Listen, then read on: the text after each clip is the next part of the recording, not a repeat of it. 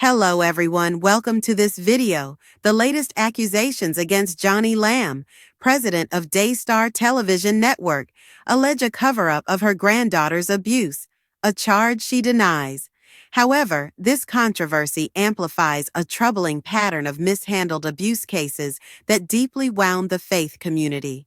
Jonathan Lamb and his wife Suzy, both former Daystar employees, accused Joni Lamb, his mother, of concealing sexual abuse involving their 5-year-old daughter. The perpetrator, identified as Pete, was reportedly a male family member and Daystar employee. Jonathan described to Royce the harrowing moment he discovered the abuse.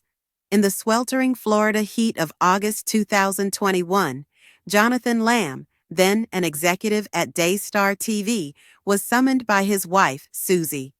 Their young daughter was in danger, she feared. A chilling moment unfolded when a relative named Pete followed Jonathan's 5-year-old daughter upstairs as she prepared to change for a swim at a beach house Daystar had rented for its annual executive retreat in Miramar Beach. According to the exclusive report, Jonathan rushed into the room in response to his wife's urging and was horrified by what he saw. To my horror, when I got up there, my daughter was completely naked and he was in the room, said Jonathan, who also spoke with TRR. And I was just immediately like, "What are you doing?"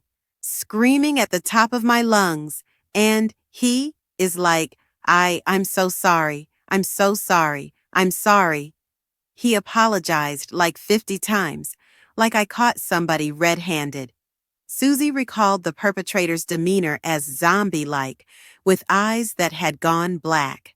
The Lambs claimed that rather than report the incident to authorities, Joni and the late Marcus Lamb prioritized protecting the accused relative and Daystar's public image. Royce writes in her report, Marcus and Joni justified Pete's presence in the girls' room by saying Pete loved her and simply wanted to hang out with her, Suzy said. Although these allegations remain unresolved, they underscore the devastating impact on the trust and faith of supporters. This case follows recent accusations faced by Hillsong founder Brian Houston, previously reported by EEW magazine online. He was acquitted in August of concealing his father's sexual abuse of a young boy in the 1970s.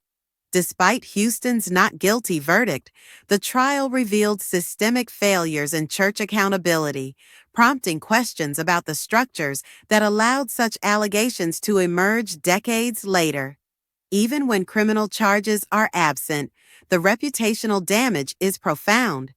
Attorney Paul Darengowski, who specializes in abuse litigation, observed, "The cover-up often does more damage than the original sin because it sends a message that protecting reputations matters more than protecting people." These incidents transcend isolated scandals, pointing to a broader issue of how some ministries handle accountability. Leaders who opt for secrecy over transparency risk not only the reputation of their organizations, but also the spiritual trust of those they shepherd. Abuse allegations strike at the heart of credibility, eroding the moral authority of ministries meant to exemplify Christ-like integrity.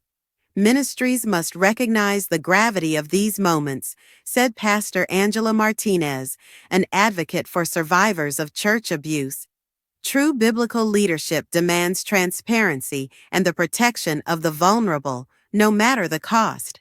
The Christian community is increasingly calling for reforms that prioritize survivors' voices and ensure justice. Organizations like GRACE, Godly Response to Abuse in the Christian Environment, advocate for independent investigations, survivor-centered policies, and third-party accountability. These steps are essential for rebuilding trust. Ephesians 5:11 commands believers to expose the fruitless deeds of darkness. In doing so, ministries not only provide justice, but also reaffirm their commitment to biblical principles of truth and righteousness.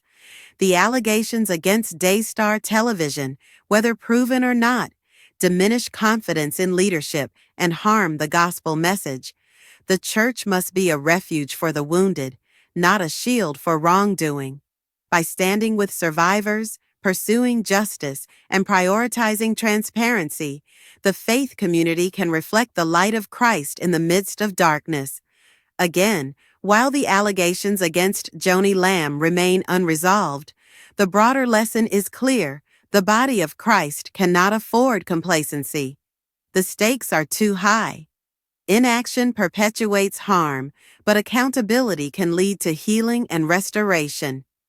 Thanks for watching.